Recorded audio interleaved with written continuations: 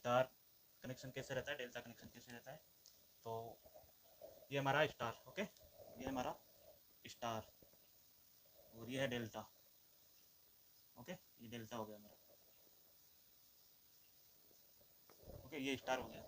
अब आपको पिछले वीडियो में मैंने बताया था कि फेज वोल्टेज कैसे निकालते हैं, लाइन वोल्टेज कैसे निकालते हैं। तो देखिए आपको फिर से बता देता हूँ शॉर्ट में। ये जो वोल्टेज हम निकालते हैं ये होता है हमारा फेज वोल्टेज, ठीक है। और फेज टू फेज इन दोनों के बीच में जो वोल्टेज निकलता है वो निकल के आता है हमारा लाइन वोल्टेज, लाइन वोल्टेज, ठीक है। ये आपको पिछले वीडियो में बताया था।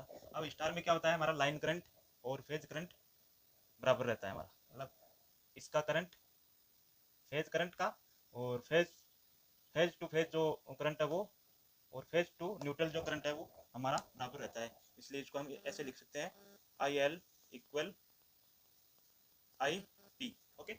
इस तरीके से अभी हमें निकालना है जैसे लाइन वोल्टेज, लाइन वोल्टेज। तो ये हो गया हमारा, कैसे निकलेगा ये कि √3 इंटू फेज वोल्टेज, ओके।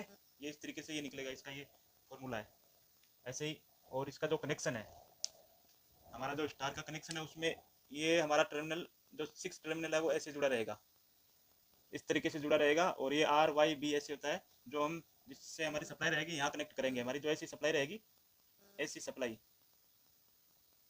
ऐसी सप्लाई इसमें कनेक्ट रहेगा हमारा तीनों फेज, और ये ऊपर से इस तरीके से कनेक्ट रहेगा।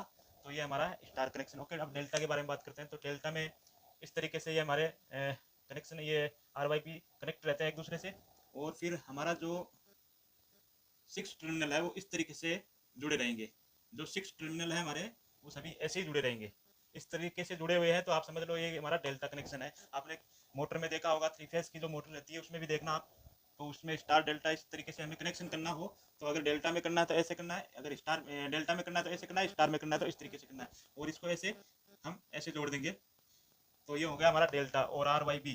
और इसमें क्या होता है, लाइन वोल्टेज और फेज वोल्टेज है वो इक्वल रहता है, इसलिए line line LV to line voltage हो गया हमारा, और ये हो गया हमारा फेज वोल्टेज, ठीक है। फेज वोल्टेज VL, इसको VL लिखते हैं, लाइन वोल्टेज। ये हो गया phase voltage VP।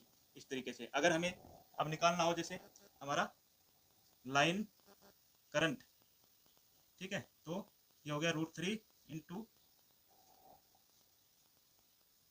Phase current, okay.